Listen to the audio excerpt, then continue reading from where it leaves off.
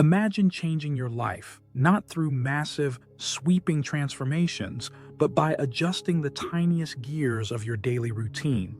A shift so small it feels almost invisible, but over time, it builds into something unrecognizable. That's the essence of atomic habits. Not big goals, not overnight success, but small actions, repeated, refined, and reinforced until they redefine who you are. To understand how it works, we need to flip the script on how most people try to change. They set goals, lose 10 pounds, write a book, save $10,000.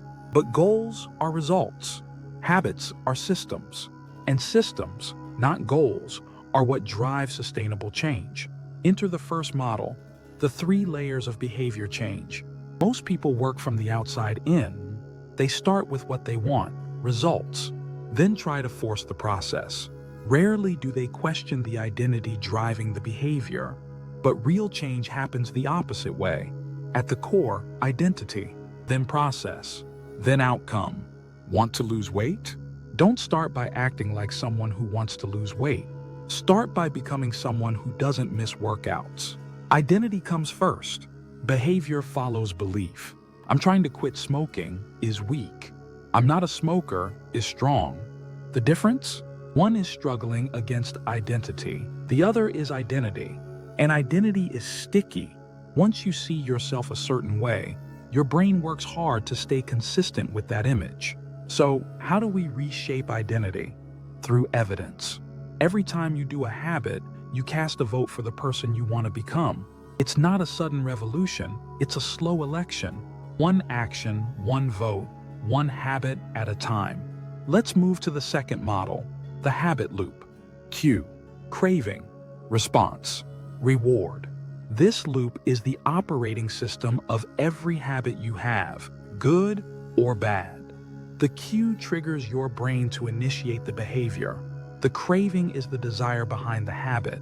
The response is the actual behavior. And the reward satisfies the craving and teaches your brain it's worth repeating. You check your phone when you're bored. The cue is boredom. The craving is stimulation. The response is scrolling. The reward is the dopamine hit.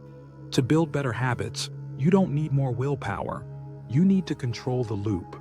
Make cues obvious. Make cravings attractive. Make responses easy. And make rewards satisfying. Want to start journaling? Leave your notebook open on your desk. Write just one sentence. Reward yourself with a moment of reflection or a small celebration. The easier the habit, the more likely it sticks. This brings us to the third model, the plateau of latent potential. Most people give up because they don't see progress fast enough. They expect linear improvement, but habits compound. There's a valley, a delay, where nothing seems to be working. But beneath the surface, change is happening, slowly, invisibly. It's like ice in a room warming from 26 to 31 degrees. Nothing melts. Then it hits 32, and everything shifts. Habits are the same. You don't see the effects until suddenly you do. You need patience to cross that valley, discipline to show up without reward, faith that the process is working even when the mirror, the bank account, or the scale says otherwise. And that brings us to friction. Bad habits are easy. They have low friction. Good habits often feel hard, not because they are, but because the path hasn't been smooth yet. So we engineer the path. We design our environment. You're not lazy. You're just outnumbered. If the default is distraction, you'll be distracted. If your house is filled with junk food, willpower will lose. Design beats discipline. Make the right choices, the easy one. Structure your life like a garden. Don't rely on brute force. Use architecture. Finally, let's talk about automation. The goal isn't to have to think about your habits every day. It's to make them automatic. We use what's called habit stacking. After I pour my morning coffee, I'll meditate for 1 minute. After I brush my teeth, I'll write in my gratitude journal. You're piggybacking new behavior on something that's already wired in.